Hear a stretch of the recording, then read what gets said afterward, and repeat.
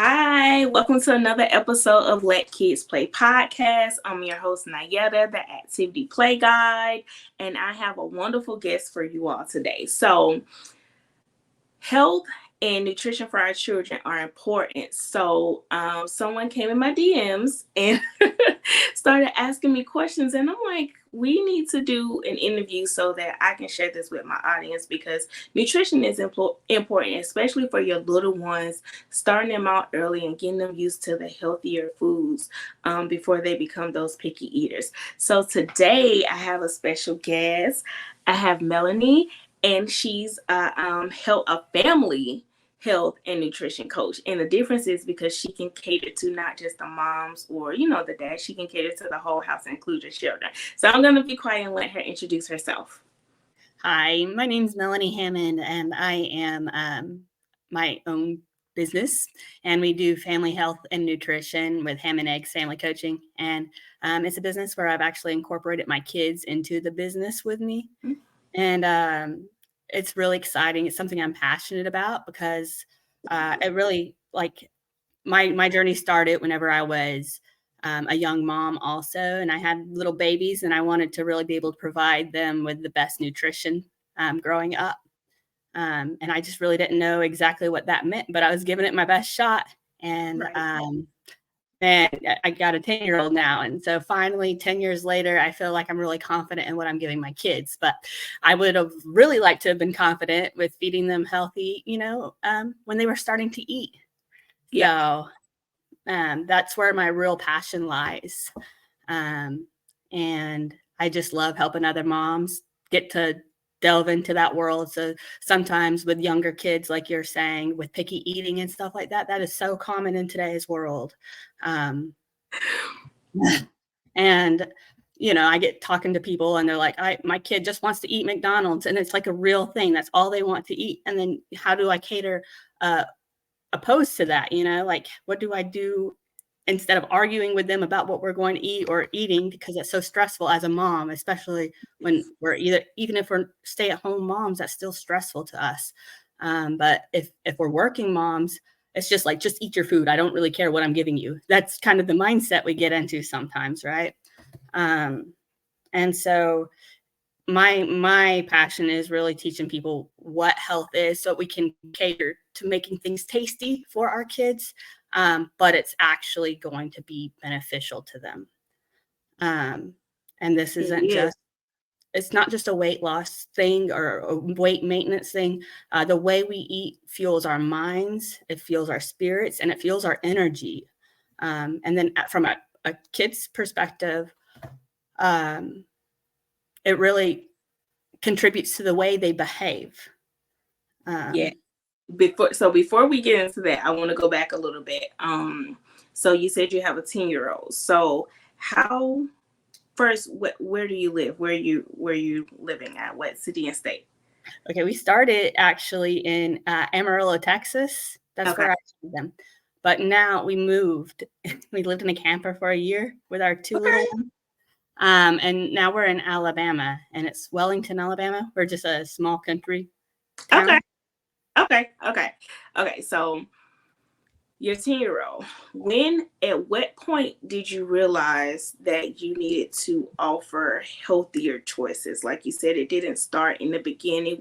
Was it something that happened, or what made you say, okay, I need to do better, so to speak, or I need to figure out a way to provide a better option?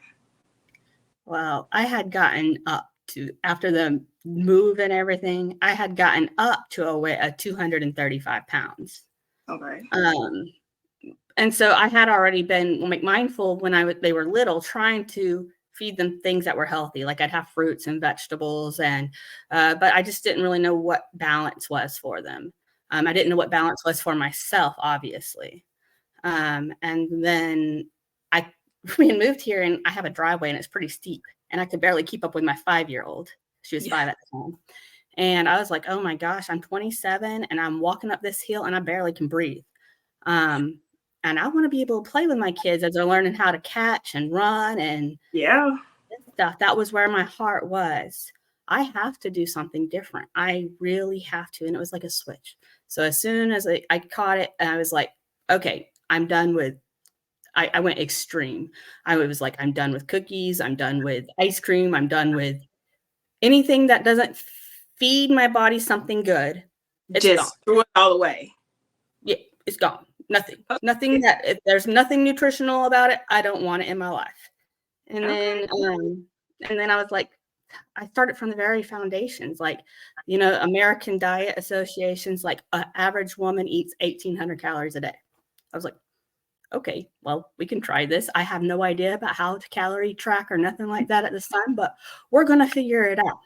So I sat there and I looked up everything, and I'd go to restaurants when I'm eating, and I was working 12-hour shifts at the time. So it was a little challenging, but I was piecing it all together a little at a time. And I was like, I ran track in high school, so I'm going to start running. Well, it's different body. It took me a minute. Yeah, but, different body. This up here was like determined to find something that was going to work for myself, to be able to get myself to where I could be able to play with my kids like I wanted to. And that's so important. That's important not only for the relationship with them, but for the safety reasons. Like you said, you got to be able to keep up with the kids, because you got to be able to keep up. And then like the 12-hour shifts, you're already exhausted anyway. So how it's so easy to make the excuse as to I'm not going to try to even lose weight because I'm so exhausted, right? But it was not as much of a priority to me as it was for me to get to go experience life with my kids. Yeah. And so then I started losing weight, and then, you know, we have bodies and we are self-conscious of our bodies, and you start getting saggy skin and stuff after you start losing so much weight. So then I decided to start weight training to build some muscle. So I got into that.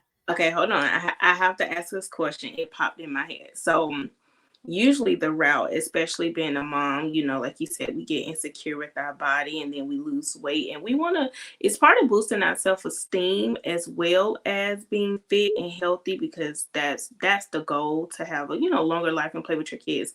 So what made you go the weightlifting route versus the mommy makeover or surgery route, so to speak? Oh, that is great questions. Real quick answer, I'm broke as heck. The surgery was not even an option for me. It's so expensive.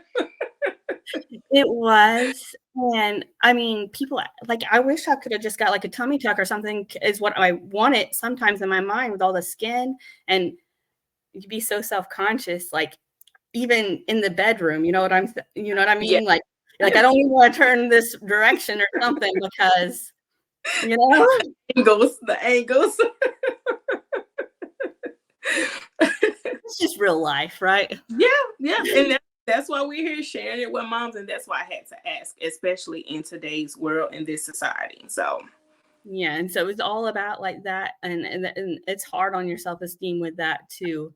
But I knew that from a health perspective, I needed to be better, no matter what my body was doing skin-wise, and that your skin is an organ and it adjusts over time.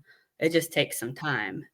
And that's different for everybody depending on where your skin got stretched to, right? Right.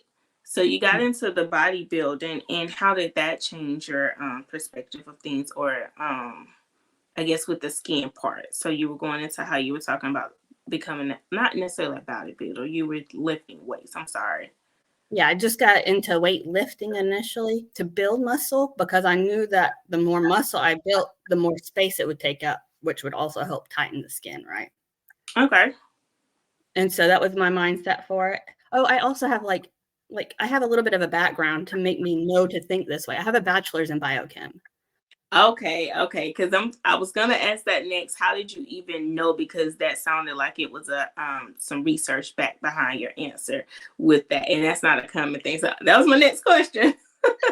Yeah, I'm probably you gain your experiences, and you kind of forget it's not common knowledge sometimes. Yeah. But that's where my brain went with it. was because I like from a metabolism perspective and stuff like that, the more muscle you put on, like, and the organ of the skin and stuff like that, the more muscle you put on, it's going to take up space to help pull that skin tighter against your body, so it's not so loose and saggy. Okay.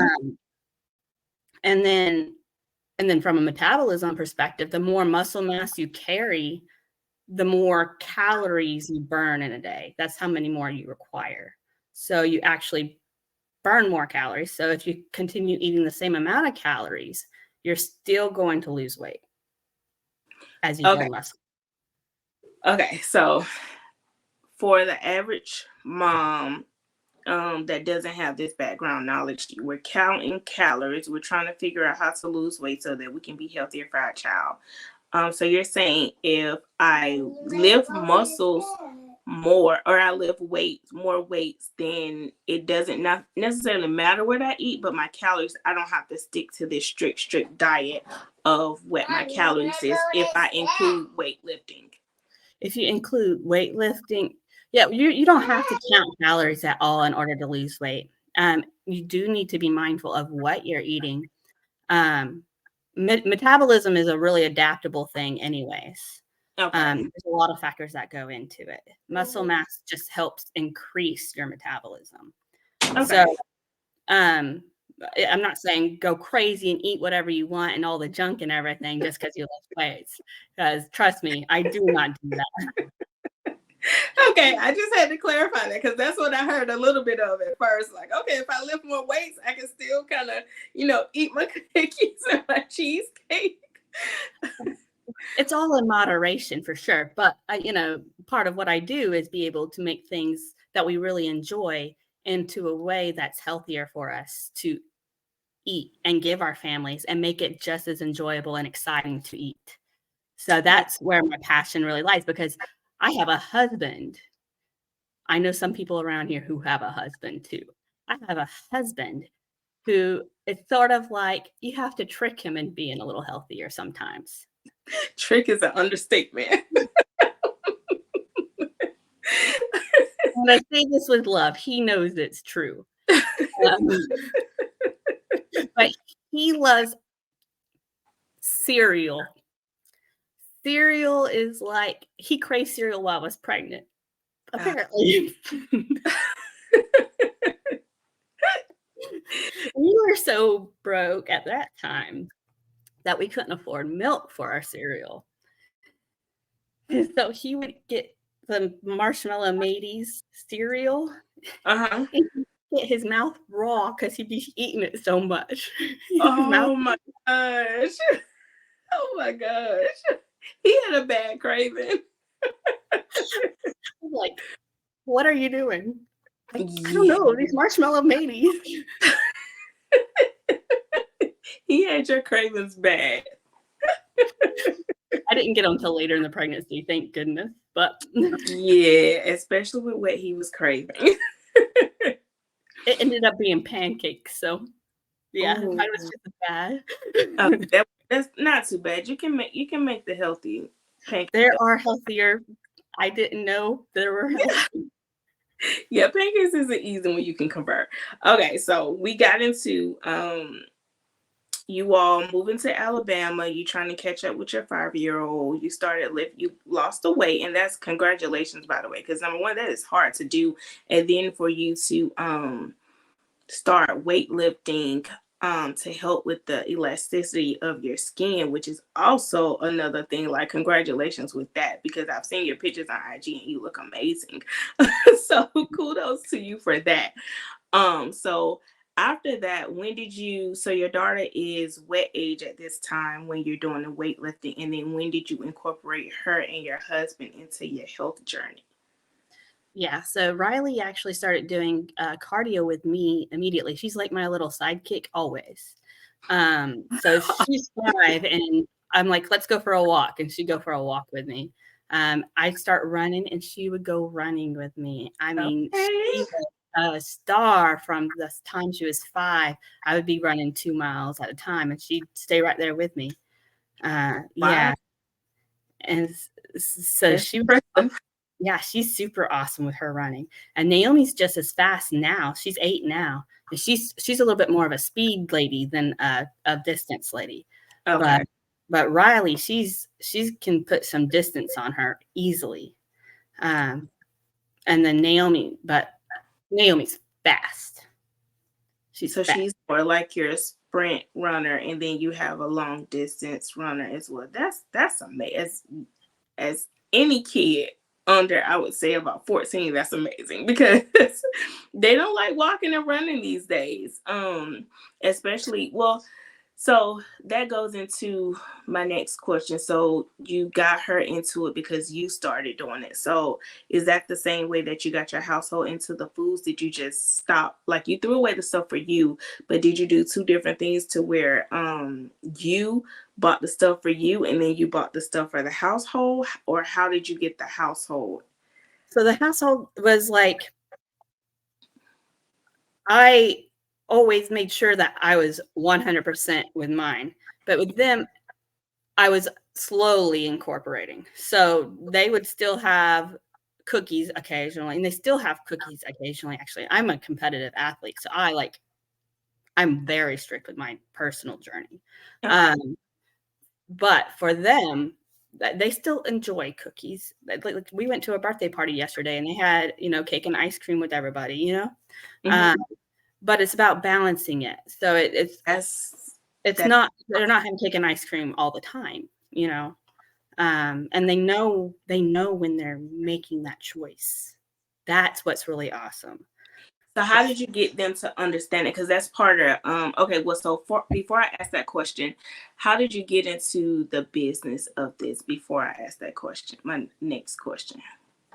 They stumbled into the business of it because this is where my passion is, right?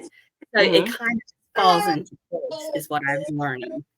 Okay. I've had people people see me and so then they ask questions about how and what and why I do the things I do, and then it's explain why and what, but it just takes time. So as you can tell, it's been a journey. Yeah. But the faster you accumulate that knowledge set of how to balance a meal and stuff like that, the faster you're able to apply it to your life and make a difference and be more impactful with your family. So my kid can look at a school menu and tell me whether or not and why it's not healthy for them to eat.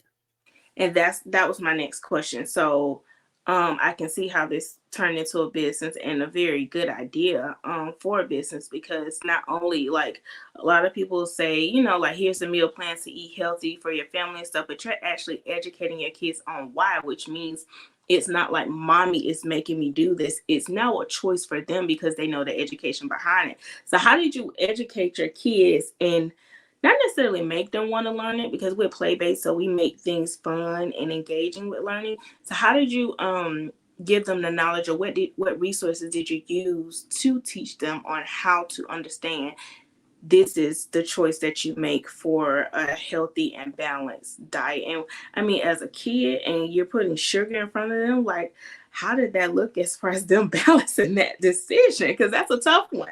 And kind of overcoming your own like subconscious mind, because we are It's like, 95% subconscious, right? And those cravings, they come and you're like, I want cake, right? But no. Okay, so I remembered when I was a kid, I was like, one of my favorite memories to do with my mom was make cookies with my mom. And it wasn't so much that the cookies were so delicious and tasty that made that memorable, right? it was the experience with your mom. It was the experience with my mom. So that is exactly what I did with my kids to teach them about nutrition. I want Ah, to make it fun for them. So through play, yeah. right? So I say, hey, instead of making cookies today, and I didn't say it like that because you don't have to, but instead, in my mind, instead of let's make chocolate chip cookies today, which we enjoy doing, I said, let's make this fun dessert together. And so that's where our Snacker Day Saturdays come from, right? Yes. And Which I so way. which you're what? I said, which I love, by the way. Thank you so much. We've been doing that even before I were a business. I make those those big pudding trays, I like to make those for local daycare too. So I'm Oh, able to like give those to other kids for their snack time, because otherwise, if the teachers are giving them snacks, they're just giving them like the standard Cheez-It and chocolate chip cookies and little Debbie cakes. yeah. Uh, and then the daycare people are having to work even harder because all those kids' blood sugars just shot straight on up. We're acting like a bunch of crazy kids bouncing off the walls. But Yes. and what's funny is I make these trays for the kids, and then all the teachers end up eating. Because they're delicious. Okay, so they're cooking with you, and then you call it Snacker Saturdays, and I'm gonna put the IG up here so that you all can go check it out as well because it's super cool. And they're so your daughters are so cute when they announce it's Snacker Saturday. Is that how they say it? Yeah, Snacker Day Saturday. Snacker Day Saturday. That's what I was like. It's a rhyme to it. We all So sat around and tried to figure it out. yeah. So Snacker Day Saturdays is cool because, like you said, you're kind of going into what I love about the play-based thing. So you're using their, giving them a concept with their mind, you letting them make the decision and helping them make the decision, but they're also using their hands, and then you're adding mommy to it. So it's like a combination of things for them to remember this experience, really learn and engage from this experience. And that's the best way to teach them because you're doing multiple things for them to remember this memory or this topic that you're teaching them on. So how did the first time that you did the dessert, you made it sound fun, you made it you struck their curiosity because you struck mine, and I'm a big kid. You said, let's make this fun dessert. So I'm forgetting about the cookies. I'm like, oh, what are we making? So was that your kids' reaction? And how was it once they realized what the dessert was? Yeah, they didn't even know they were eating something healthy initially. So whenever you're starting so young, they don't even know the difference between healthy or not healthy. Right. And in reality, like food isn't good or bad. Like we establish that in our minds, but food is fuel. And too much of something that's empty is just not providing you nutrition for your body. So Mm, anytime that you put empty calories into your mouth, you're depriving your own body of something that it could have actually grown from and been benefiting from. But if you focus on what the nutrition of the food is and you intentionally put nutrition into your body's able to use those uh, choices for its better development for whatever purposes, be it muscle development or your basic body functions. Like we all go through like cell growth and yeah. damage, and we have to constantly repair our bodies. That's just the way it is. That's what makes us human, right? Yep. And if we don't take care of that and we're just feeding ourselves stuff that's empty without the nutrition behind it, then our bodies don't have adequate nutrients to grow and be functional like they need to be.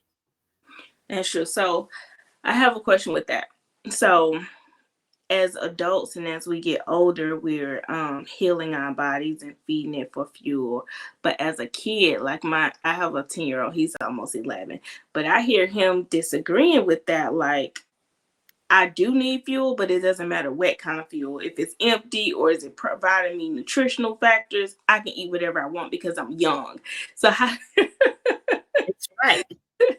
so how do you overcome that? Because that is true. How do you overcome that part of it?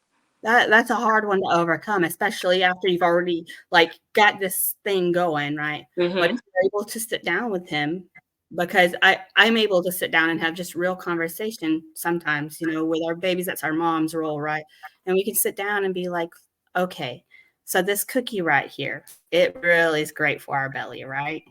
And they'll be like, yeah, mama, it's really delicious and I really like cookies. And you're like, okay, well, instead of eating 5 cookies today, how about we eat 2 cookies today? So we still let them have the yummy thing in your belly, but let's choose something healthy too to go with it, you know? Uh, I like So that. so if you look at the serving size even on like what cookies are and stuff like that, it's much less than what most of us parents would have allowed for our kids to have, right? Yeah. Um, but if you Still stick in your mind, too. that let's do this as a lifestyle change instead of like a all or nothing concept, because all or nothings don't work, especially for kids, right? Just like Or a punishment. or husbands. So all or nothing approach is not going to work for most people at all. It's just not. Like even us moms, we love our chocolate a lot of times. Mm-hmm. Right? So how am I going to tell myself I'm never going to have a Hershey's with almonds again? I ain't telling myself that. Yeah. Or a scoop of ice cream. But if I know what ice cream is, then I might go, instead of eating the hot fudge sundae with the brownie, maybe I can skip it and make it a scoop of ice cream and then eat, if I'm still hungry and I want something else other than just a scoop of ice cream, just choose something else to eat with it that's healthier. Yeah, I like that. So it's more about balancing it than it is about completely changing everything. And getting rid of your cravings, because the cravings, whether like you said good or bad, you still want to answer to your body and to your cravings, because sometimes it's something like, I know they say if you crave like chocolate, it's usually like magnesium, if I'm not mistaken, so your body is craving some type of vitamin, depending on what their craving is. So if a mom comes into your coaching session, what's the first thing that you do? Like, how do you approach that? Well, we are definitely going to sit down and see what their eating habits currently are. Because some moms, like me, were eating who knows what first, right? Like I was eating all sorts of stuff. Like I a lot of times go to Taco Bell or Wendy's and just eat whatever. I wasn't thinking about everything all the time. It was a lot of times about what my pocketbook could afford. Yes. I didn't actually know the nutrition of food to be able to even apply that to what my choices were. Okay, so you do an assessment of what they're eating, and then you touched on a good point, because food is so expensive now, whether it's healthy, unhealthy, empty. Food is just completely expensive right now. It's ridiculous on how high the grocery bill is in my house for a house of five. So as that mom that has, like, you're making those tough decisions because you're choosing between my child eating healthy or me not being able to pay a bill or something this month. Like, how does that work hand in hand?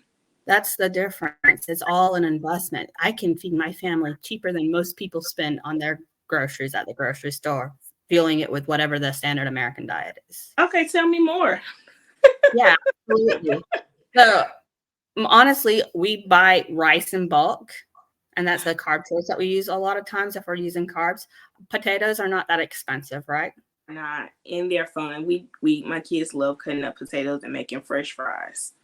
Yeah, exactly. And you can do those even healthier if you have like an air fryer or something like We that. do air fryer, and we use the I don't use the pink salt, my husband does, but we use the sea salt just a little bit to give them a little taste. Yeah, absolutely. We like that too. And then like any kind of seasoning, like I get pretty fun with my seasonings. I actually have a lady too that I'll send that to you too, that I like to buy her seasonings. Okay, Because what's the name? it's Some of the seasoning.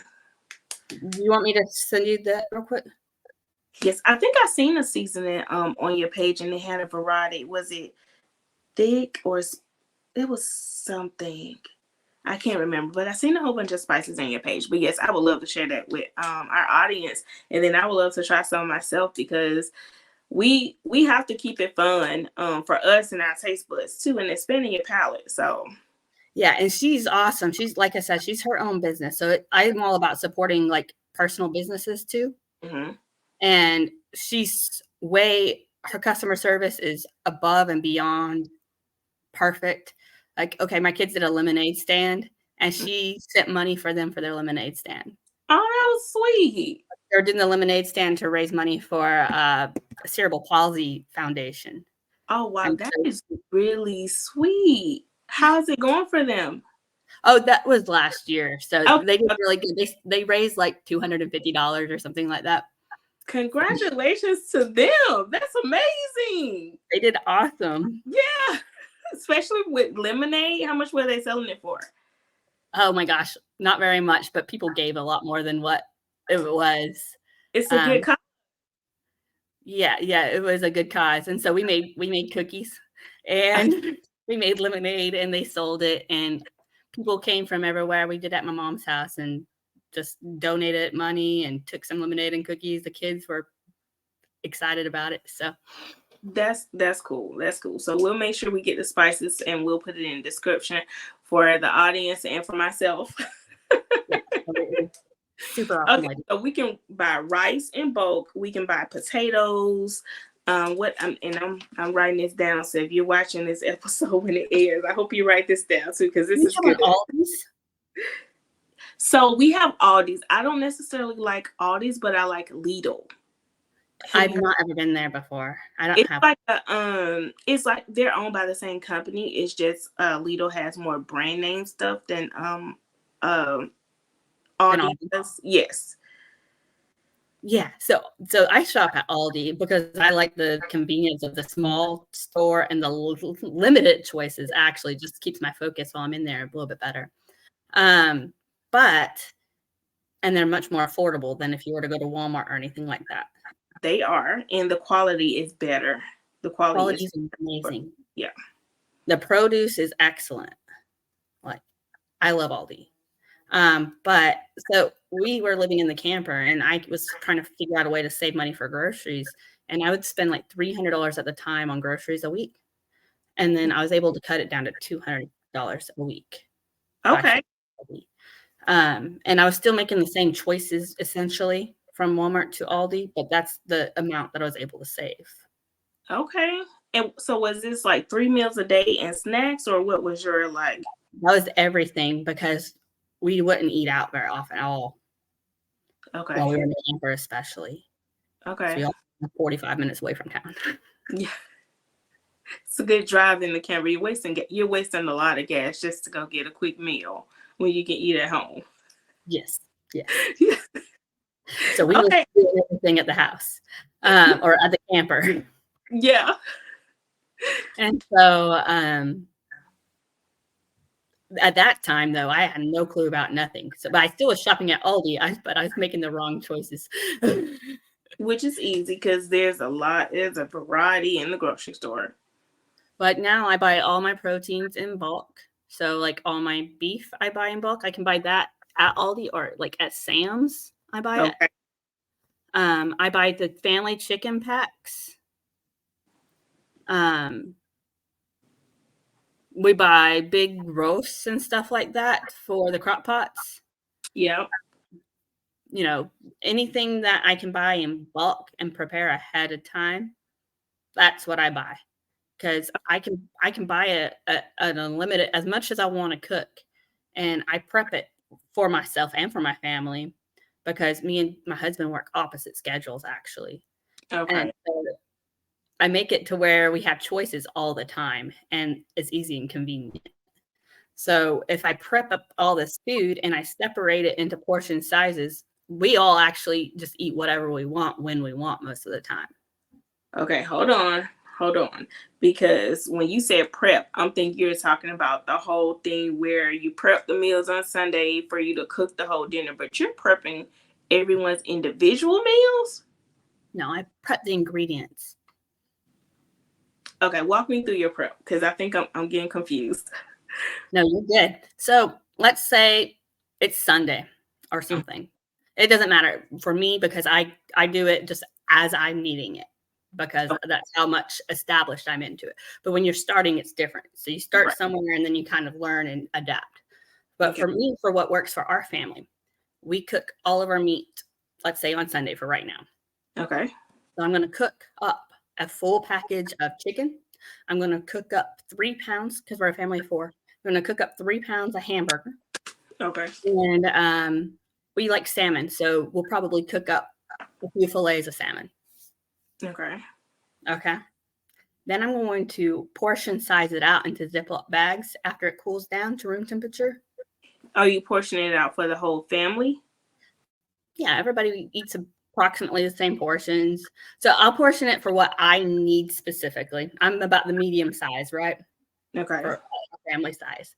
So I'll prep it for what I'm needing for my goals at the time. But everybody else just grabs what they want. So if for instance, Josh wants 1.5 packs of whatever I prep. He takes 1.5 packs of whatever I prep. Okay, so you're prepping it by portion size. So that's where I got confused at. Okay, so when you cook all the meats, when I used to prep, I haven't prepped in a minute. Well, I cut it up and then I freeze the meat and then I put it in the refrigerator for when I'm gonna cook it for that day. Or like if I cook all the meats, I'm gonna proportion it for the whole dinner, but you're proportioning by portion size for each meal. Yeah, for each meal, that's what I do. And That so okay. I'll cut up all my chicken. I get some scissors. Those are a lifesaver, by the way. Some meat scissors. And I'll Yeah. sit there and cut up all my chicken breasts. It goes by real fast. It's not like it takes up a lot of time. And this is an opportunity to get the kids involved. Right. So A lot of fun. their plate, not but this is not even a plate right now. If we're doing our meat, we're just doing our meat and we're getting it ready for future meals. So no, it's that's not even prepping by the plate, not by the whole like meal for dinner. right. Got it. Okay. And so, but it all being easily already cooked makes it to where you can throw a meal together in seconds. Yeah. For the whole family. Portion size. Say it one more time. And portion size, yeah. Size, yeah. Exactly. And so they're able to grab and go. Like if life is crazy busy and they just need to grab and go, they can grab and go. But if if they want to sit down and have a meal all together, my husband has that option too. I'm not saying don't ever cook a meal at home because he enjoys it. It's something he actually enjoys. So he'll cook his own meals also, but he just uses his knowledge of making a balanced meal for the family at that time. Okay. So we have stuff prepped to make it easy and fast if we need it. But if life slows down for a night or something and you want to cook, you're able to still take the food out of the fridge and cook a regular meal. Okay, I like that because it gets chaotic over here with 3 kids, and we have 2 soccer players. We have a gymnastics person, swimming. So on those busy nights, it's really good to have it portioned, not where I still have to come home and warm up the whole dinner. But no, you grab your portion of your plate and you heat up your meal. I like that. You want hamburger meat and you want chicken? No big deal. I gotta go. Yes. That's a good one, because that's always the case. Somebody wants something different from what I cooked. That's a good one. Yeah, it makes life so simple. It really does. And so you still eat together as a family. I'm not like, oh, you eat on your own time. You eat on. No, we're all still going to sit down and eat the meal together, whatever the meal is. But I'm not telling you have to eat mashed potatoes, green beans, and chicken tonight because that's what I made. Got it. And it's already cooked. So it's not like that's my frustration in the kitchen. Like I've cooked this whole meal. You want something different. So now I have to go cook something else. Okay. That's amazing. that right there is amazing. So you cook all the meat. I'm so glad that you love that. Yeah. So how do you do the vegetables? Do you do the vegetables and things the same way? I like to it's real simple with the vegetables for us because they make those steamable bags of vegetables. Yep. Throw them in there, throw them in the microwave whenever we want whatever vegetable to go with whatever the meal choice is. And if we don't eat all the vegetables, do I prep it? Yeah, or do you do it the day of that they're preparing their meal? I have some stuff that roundly like preps. I eat specific vegetables because I enjoy specific ones and I know I'm going to eat them. So like I do like green beans or broccoli and asparagus and stuff like that a lot with all my meals. Okay. And so I'll have those continually. And I just take the steamable bag and I cut the top of the bag off and I pour what I need for whatever meal I got. And then I roll up the bag and I have a little loaf tray that I put all my vegetable bags in. And they stay good for several days, right? So they're all okay. This is. I didn't expect this. I knew this was gonna be good, but this is amazing. As a mom, and I can organize first. I'm meal prepping, and then I'm able to meal prep to where if they want something different for dinner, even my husband, like it's not stressful on me after an already chaotic and overwhelming day. So this is what your coaching sessions are like. Yeah, it's super great. I feel like you need to send me an invoice, but No, this is great. This is what I love to do. This is what I like to share, and that's how I established a business out of it. Because it's just what life forced me to have to do in order for me to reach my goals, right? Yes. So how many moms have you coached so far? How many families have you helped? Officially about 10, because I Okay. just started the business in February. Okay. Well, congratulations. 10 is a lot for February. Less than a year, you have 10 clients. So that's amazing. Hopefully this will pull in some more. I know for sure this will pull in so many more clients, because this is amazing, and you're making it like balanced, so it's not torturing the person, so to speak, or the family. Because I know some people are like you said, like, you don't have to give up your chocolate and stuff like that. You can make it balanced.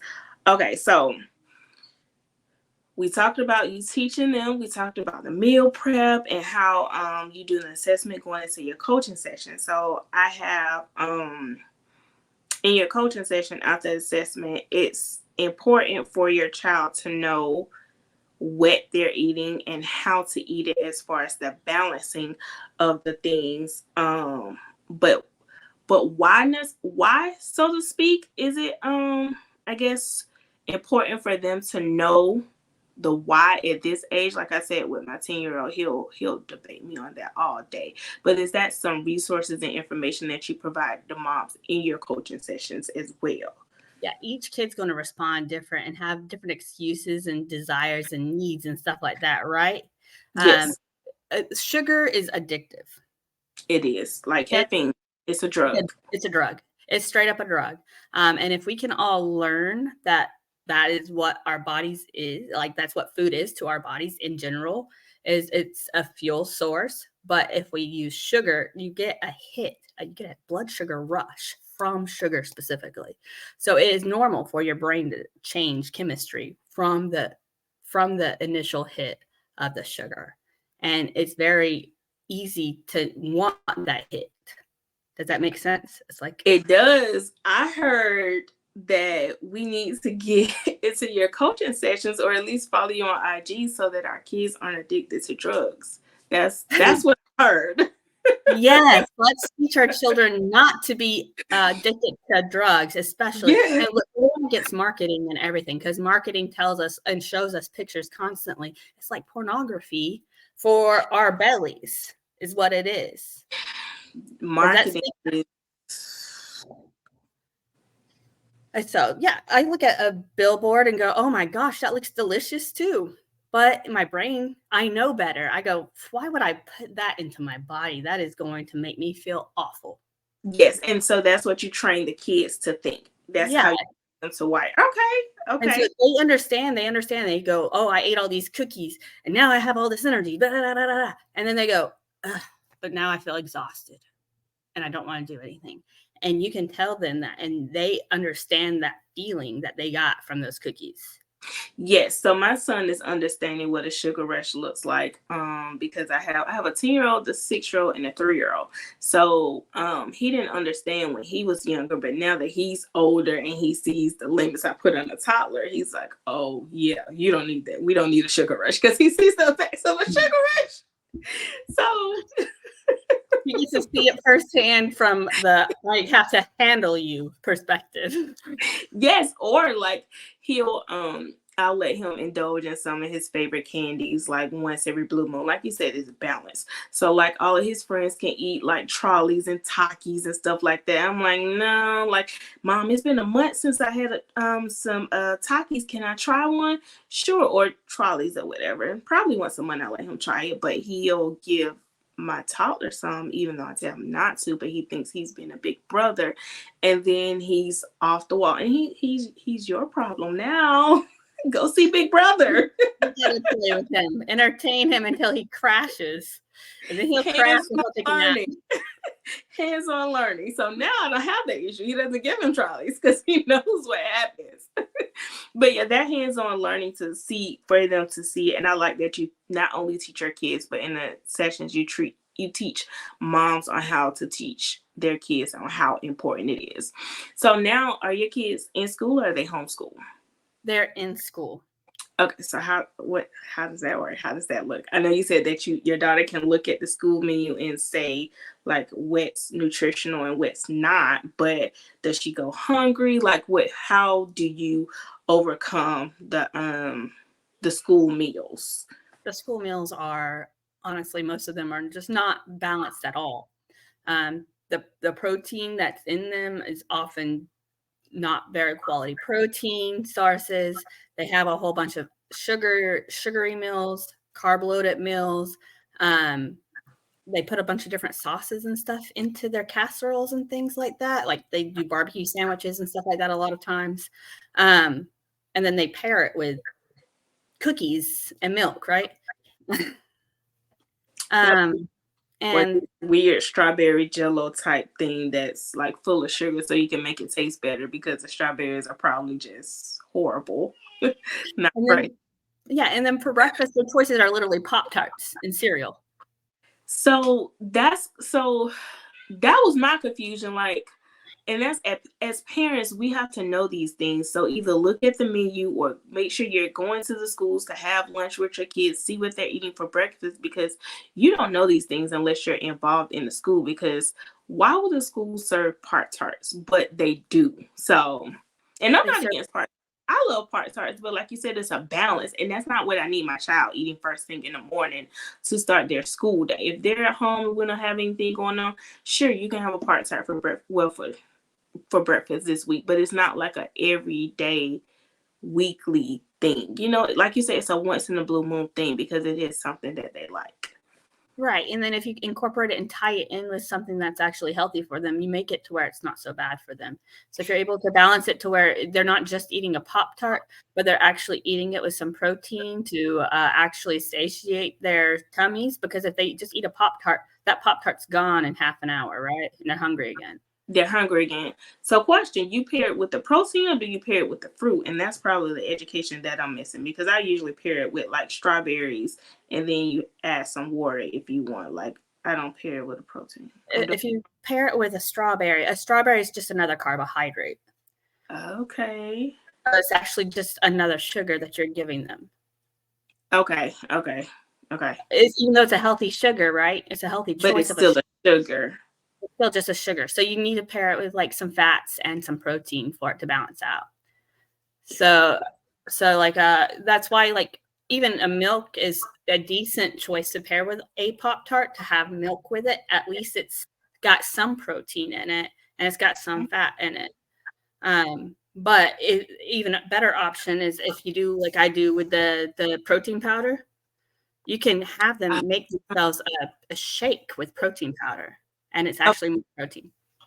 Tell us about the protein powder and how do you make it taste friendly for your family?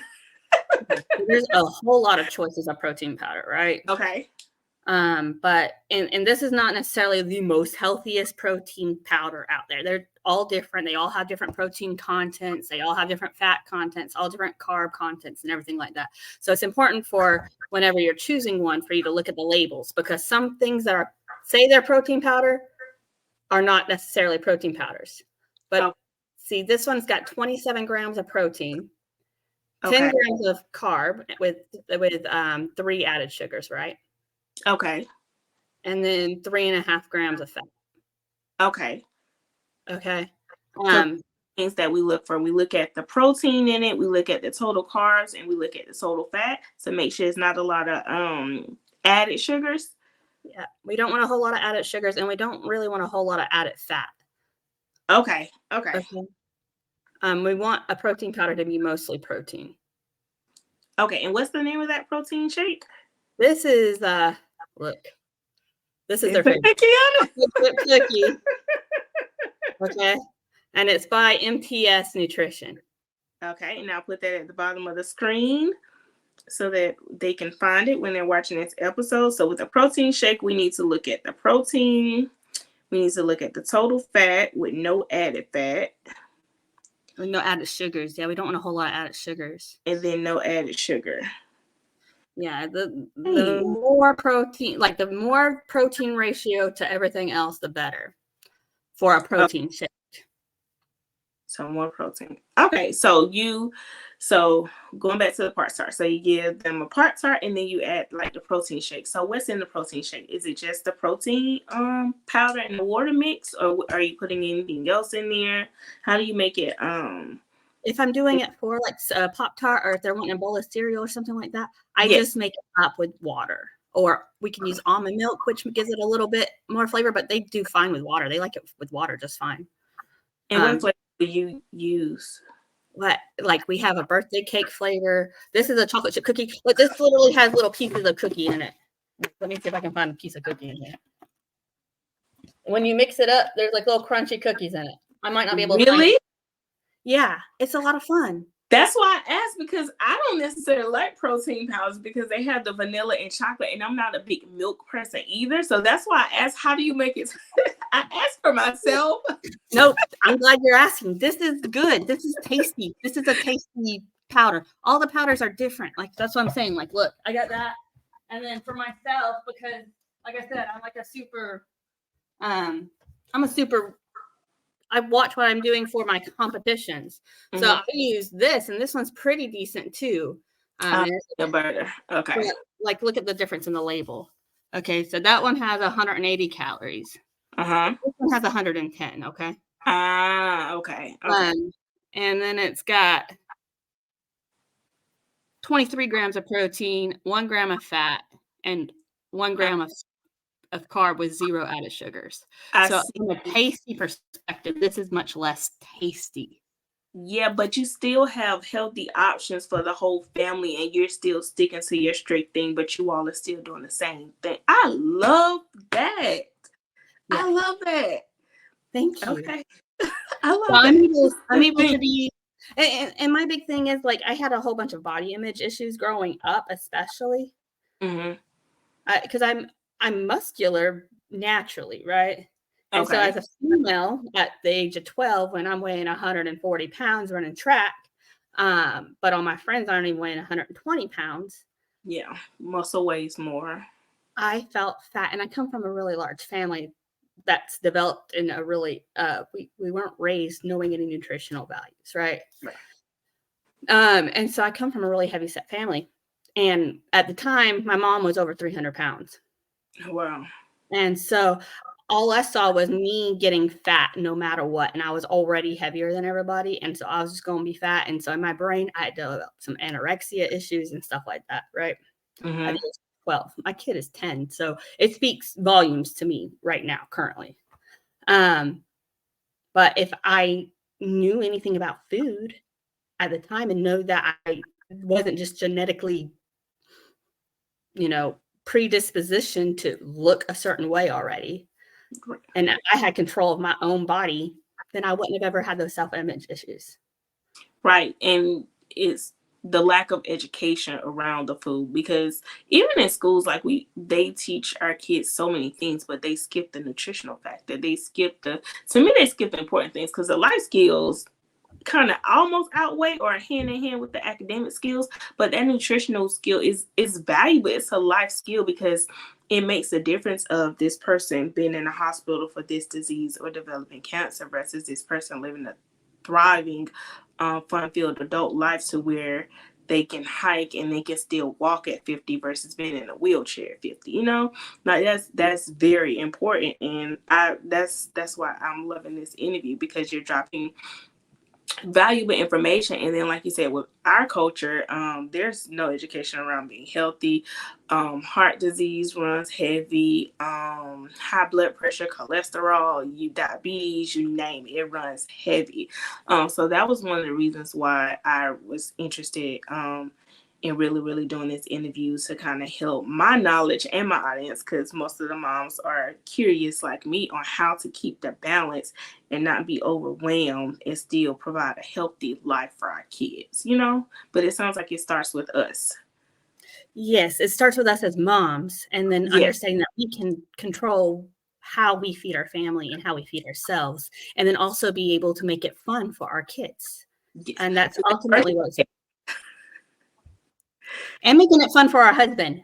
He gets to eat his cereal still, but he's just got to be mindful about it. He doesn't get to eat a whole box at a time.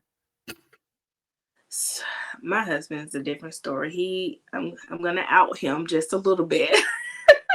He loves the what is it called? Loaded fries. He loves loaded fries.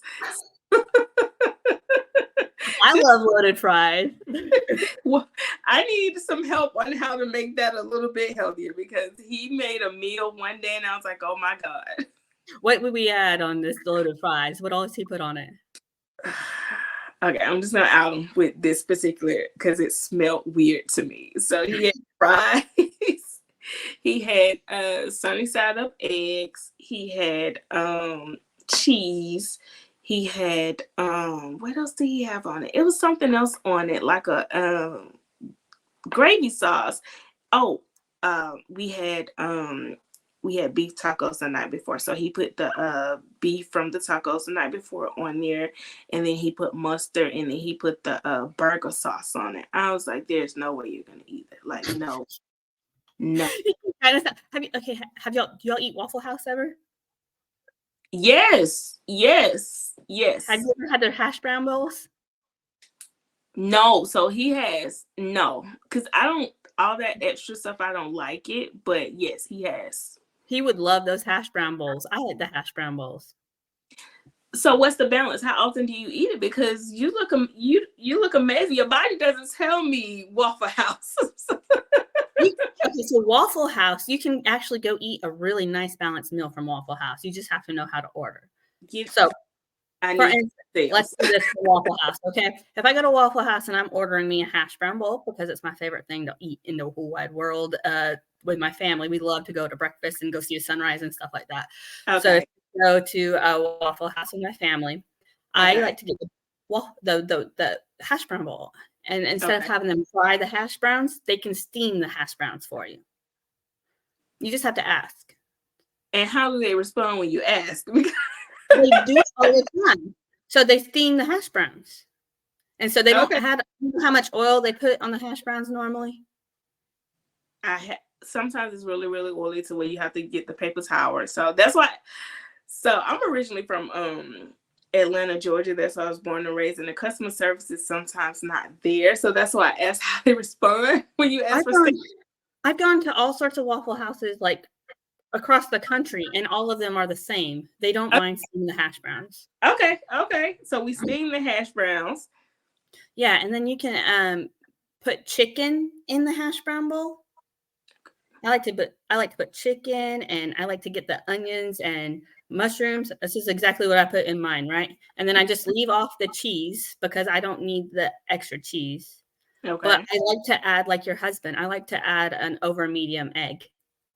Okay. And so that gives me a little bit of fat. It gives me plenty of protein and some carb. And I get some vegetables with it. Okay.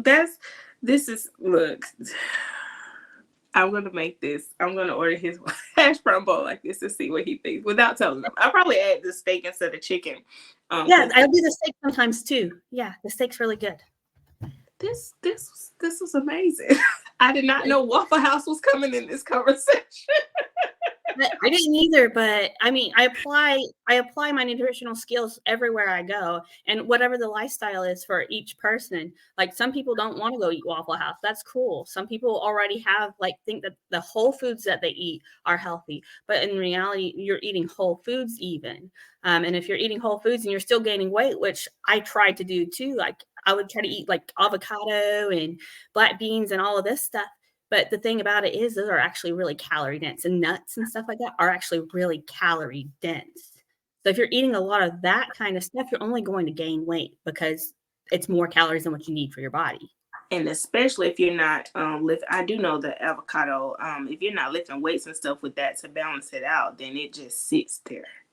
I mean, we don't need a whole lot of fat, because if we eat a whole lot of fats, which that's what avocado is, if we eat too many fats, which we still need some for hormone balance and stuff like that, but if we eat too many of them, we gain. Like fat just converts to fat in our body very easily. It doesn't have to go through a whole lot of changes in order for our body to put it on us.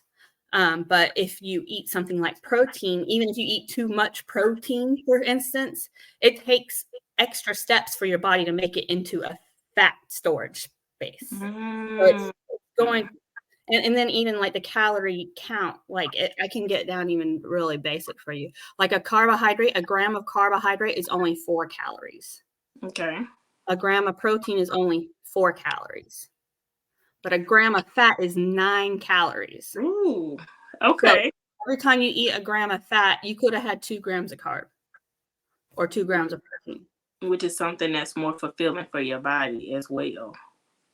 Yeah, and like I said, everything has its own space. We definitely need fat. I'm not saying eliminate fat by any means. I don't eliminate fat. You do that, you're going to cause yourself some issues because there's different vitamins and stuff like that depend on you eating some fats. But you don't need the excessive, like, the keto diets and stuff like that. Yes. Nothing makes me crazier. That's what I'm enjoying about this, because it's not a fact, it's really truly a lifestyle. The fact that you're a health and nutrition coach for the family and we can still enjoy because Waffle House is a thing for us. And I pulled it back because I'm like, it's too, it's too much. But the fact that we can still enjoy our Waffle House and still have a balanced, healthy lifestyle, because that's what it's about. It's not a temporary thing, it's a lifestyle. And teaching them how to shop and teaching moms how to shop in the grocery, like, that's amazing. Because I know there's not too many health coaches that are saying what to eat at Waffle House. But you can do that, like I said, you go to a buffet, you can still eat the healthy stuff off the buffet, like as long as you balance it right. I like to go to a buffet and I overindulge in different things that I love, like mushrooms. Like I really do enjoy mushrooms, and they saute them and they probably put way too much salt on them and stuff like that.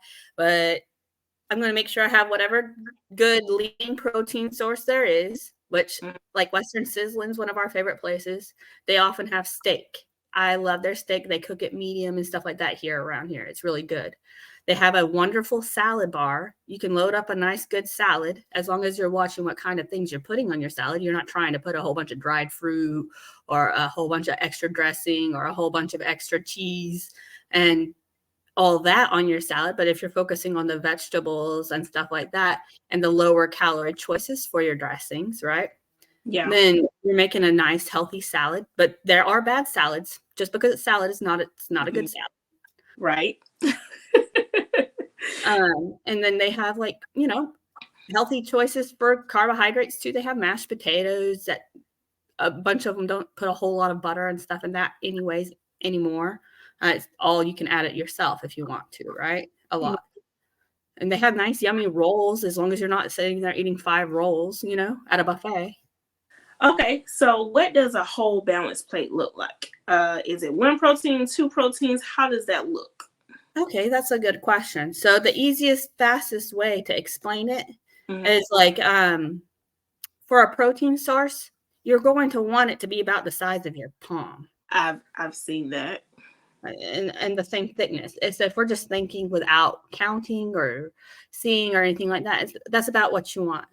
And then you're going to want any added fats and stuff to literally be about the size of your thumb print.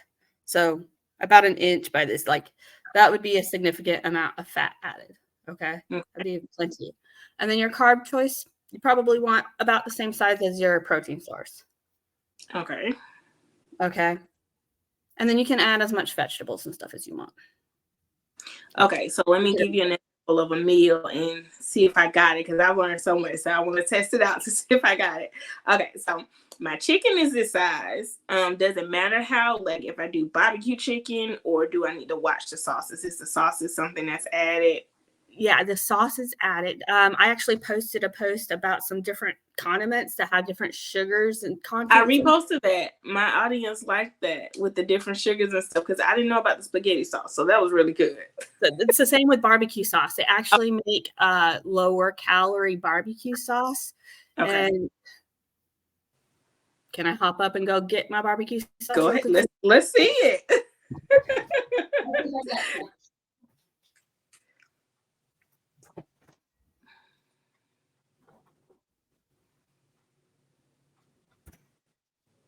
I don't know. He might have ate all the barbecue sauce up, but it's the same company, same guy. This is a dressing that my daughter likes for her salads. And it's G Hughes. Let me see. G G. Hughes. Mm-hmm. Oh, I have that. We've tried their barbecue sauce. My husband has a subscription box of different spices. It's like a grill subscription boxes with spices and barbecue sauce. We've tried that barbecue sauce and it wasn't bad. Like we didn't taste the difference.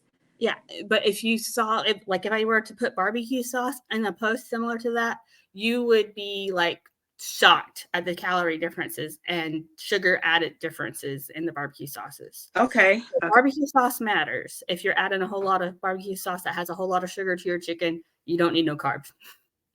No carbs if we do that. Okay. So I got my barbecue chicken, but I'm using the no sugar barbecue sauce. And then so for my fats, what would you add as a fat that's the size of a thumb? Oftentimes, even if you're just cooking it in a grill, it depends on what your chicken is too. Like, are you going to use chicken breast for your barbecue chicken, or? So I'm still in the phase of learning. So I'm going to use the skin chicken thighs. The skin chicken thighs? So you don't even need to add any extra any fats because there's plenty of fat on your chicken thighs. Okay. So we'll take out the fat. We got my fat, and carbs needs to be the same size. So we usually do like a rice. My husband loves mashed potatoes, so we'll go with rice for this dinner. But we're not doing just a regular steamed white rice. We're doing the is it the roni, the one that you have to actually like sear in the frying pan. And it's having you add the fats and stuff like that. So we probably shouldn't do that. We probably should just steam the white rice, huh? So even the roni rice that you're talking about, Yes. You can even just cut back on how much fat they call for. Like I use those instant bags of rice sometimes, and I don't even add the fat to it, Okay. and it tastes fine. Like it's the same with like cooking vegetables and stuff like that. We always raised to put butter in our mashed potatoes, butter in our green beans, butter in the corn. No, you don't have to add it. It still tastes delicious. Just add your salt and pepper and whatever other little seasoning spice you want with it, and it tastes good. I have to get creative because my family wouldn't know if I did not add that butter. I've tried it. Slowly cut back. Yeah, we'll do half of what I usually add and try to ease it back. But yeah, my daughter was telling me, Mom, you didn't put no butter in this. This ain't creamy enough. Oh, look, you're talking to somebody who used to grab those little squares. I worked at Starbucks for a while too. Those little squares of butter, the Kelly Gores, and I'd eat those straight. Oh. So I love butter. Trust me. My mom talks about when I was a baby, I'd eat butter by the stick. Oh my gosh. Okay. So I love butter. I really do. Okay. So we'll cut back. We'll cut that in half. So we got our chicken. We have our barbecue chicken. We have our rice, and then we just add whatever vegetables, and that's our balanced dinner. What about if people? So what about cornbread? What about cornbread? You can do cornbread instead. That would be a carb. Okay. So if you have cornbread, just cut back a little bit on the rice. Okay. Just give and take, like just portion size it out a little different. Okay, I like that because that's still a good amount for, especially for the kids. That's still a good amount for them as far as the serving. I like this was good. This was good. And then, like, if you want a barbecue sandwich, you can still just do the bun. But so you can make it a barbecue sandwich with the bun. That's not a terrible choice.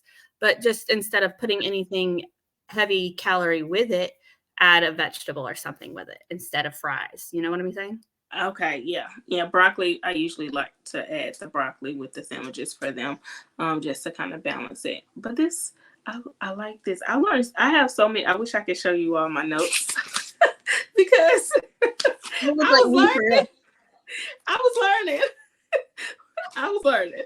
But this was great. We're at our hour mark. So, what is one thing you want to leave our audience with? For a mom that's at home, that's struggling, she's trying to figure it out. She has no idea of where to start, what to do. She just knows that there's a problem in her household that she needs to solve. Okay, so for any of the moms out there who's just trying to start, I recommend you really just take the time to learn, get creative with the kids in the kitchen, and really work towards taking out the junk and really replacing it with what you would feel is like a nutritional choice. So most kids are going to love fruit. It's an easy choice to substitute out for the standard Cheez-Its and the standard chocolate chip cookies and stuff like that. So I would recommend grabbing the fruit. You can always add, one of my favorite things with littles is fruit with some non-fat Greek yogurt, and where they can dip it in and they can really enjoy a fruit snack, and it's fun for them. They get to use their fingers, they get to feed their mouths, and it's something simple, easy, and it's something you can feel comfortable and good about giving your kid instead of giving them something that's really sugary and they're just going to go crazy. And that's a really good basic thing to start with. And follow me on Instagram, and I have all sorts of fun, balanced things to offer you guys, and how to make it a fun experience for the kids. You do. Please be sure to her IG is scrolling on the bottom. I saw this because my daughter is big on like the Lunchable type. So I saw the jerky and the cheese and the grapes plate. So I was going to show that to her because that's going to be one of her snacks as well. But thank you so much for joining us. Thank you for giving us so much information. And thank you again for a wonderful interview. Oh, I appreciate you so much. It was a great thing to get to share such wonderful knowledge with such wonderful young moms. I remember what it was like. So just hang in there and learn as much as you can and take responsibility for your family. Right.